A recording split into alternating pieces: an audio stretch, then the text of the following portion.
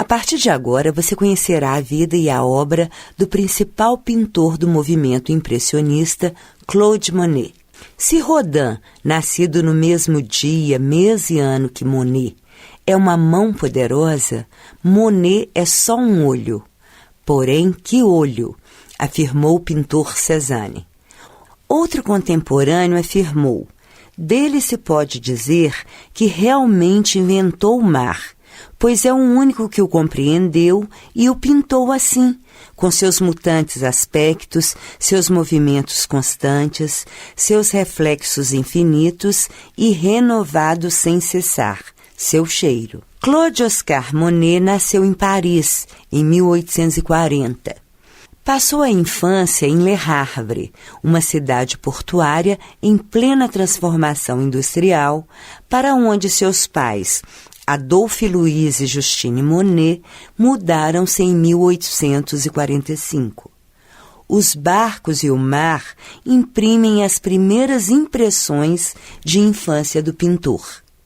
Quando sua mãe faleceu em 1857, sua tia Marie-Jeanne, uma pintora talentosa e ligada ao meio artístico, passou a supervisionar a educação do pintor. A exposição de Le Havre, em 1858, acolheu a primeira obra de Monet, Vision des Ruelles. Suas obras se alternavam entre paisagens e caricaturas. O sucesso como caricaturista, os contatos de sua tia e uma grande vontade convenceram seu pai a permitir que seguisse carreira artística, com a condição que ingressasse na Escola de Belas Artes de Paris. Em junho de 1861, Monet ingressou no serviço militar e partiu para a Argélia. Depois de um ano, a febre tifoide interrompeu seu serviço. As impressões de luz e cor que obtive lá demoraria para assimilá-las, mas o germe de minha futura busca já existia, disse o pintor em uma entrevista. Voltou a Paris em 1862, se dirigindo ao Atelier Glaire, encontrando-se ali com o que seria o futuro grupo do impressionismo, Renoir, Basile e Sisley. Juntos saíam para pintar nos arredores de Paris, passando mais tempo ao ar livre do que no ateliê. Em 1865, iniciou a pintura Almoço Campestre, que não concluiu a tempo para o Salão de 1866, no qual triunfou com Camille, ou Dama com Vestido Verde, cujo modelo era sua esposa. Depois de ter suas pinturas recusadas em vários salões de Paris, muitas vezes pela intransigência dos jurados em aceitar novas técnicas, parte para Londres, onde expõe suas obras em uma galeria. Em 1871, retorna à França. A partir de então, as fases de sua carreira passaram a levar o nome das cidades onde viveu, sempre próximas da água, sua fonte de inspiração. Primeiro instalou-se em Argentel, nos arredores de Paris. Qualquer pretexto era motivo para reunir os amigos Sisley, Manet e Renoir. Esse período foi o início de uma fase próspera, depois de um período de grandes dificuldades financeiras. Camille costumava servir de modelo para os pintores. Em 1874, junto com Renoir, Pissarro e Sisley, Monet participou ativamente da criação de uma sociedade coletiva que agruparia uma nova escola. Cansado das regras dos salões, o grupo organizava sua própria manifestação artística. Atingiram seu objetivo em 1874, com o nascimento da Sociedade Anônima de Pintores, Escultores e Gravadores, que reunia 30 participantes. O fotógrafo Nader, seguidor do grupo, ofereceu suas locações no Boulevard de Capucines, retratado em suas telas. Em 15 de abril, a associação abriu sua primeira exposição ao público. No catálogo havia obras de Bodin, Cézanne, Degas, Pissarro, Renoir, Sisley, entre outros. Entre os quadros de Monet, uma marinha destinada a entrar para a história. Impressão Sol Nascente, de 1873. Monet explica a origem do nome. Enviei uma coisa que havia feito em Le Havre, o sol entre o nevoeiro e alguns mastros de barcos. Pediram-me um título para o catálogo e sugeri impressão. A nova escola encontra assim um nome.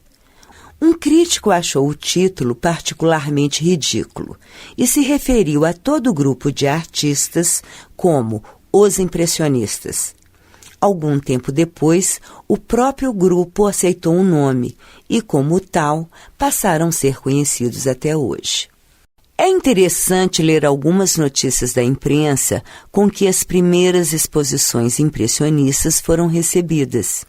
Segundo o historiador Ernest Gombrich, um semanário humorístico escreveu em 1876: a rua Le Pelletier é uma rua de desastres. Depois do incêndio da ópera, está acontecendo agora mais um desastre.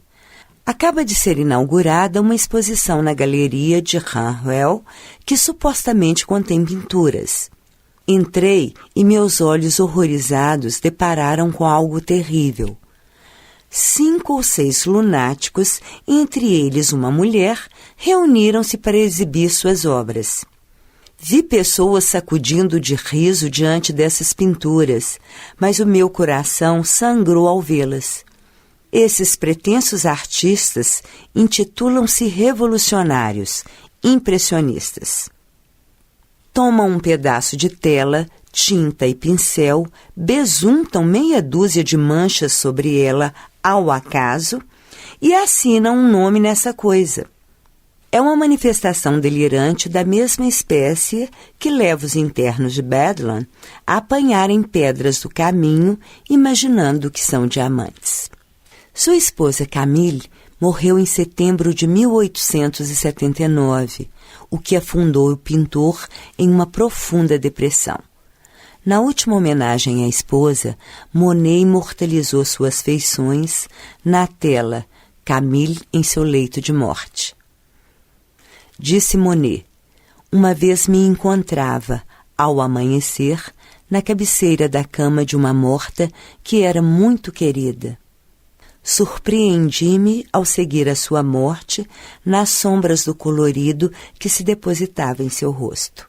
Apaixonado por jardinagem, transformou a escadaria de sua casa em um caminho de girassóis que inspirou um dos seus mais belos quadros, Escadaria de Vettel, pelo qual a alegria de viver parecia renascer.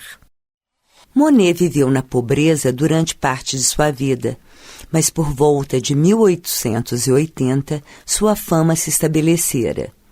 Em sua primeira exposição individual foram expostas 18 obras. O prefácio do catálogo foi escrito por Duret, que em sua primeira história dos pintores impressionistas, de 1878, colocou-o como o líder do movimento. Aos 40 anos, Monet era um verdadeiro sucesso de crítica. Monet instalou-se em um quarto alugado com vista para a catedral e produziu 28 versões da catedral a partir de 3 ângulos de visão. Essas são algumas. O jardim aquático, com o qual Monet parecia manter constante diálogo, foi tema constante entre 1904 e 1908. Sua última fase foi dedicada em grande parte às ninféias. A partir de 1912, Monet passou a sofrer com problemas oculares. Minha pouca visão faz com que eu veja tudo numa bruma completa. De qualquer modo, é muito bonito, e isto é o que eu gostaria de ter sido capaz de exprimir. O problema se agravou, e em 1923, uma cirurgia de catarata melhorou a visão e permitiu que ele voltasse ao trabalho.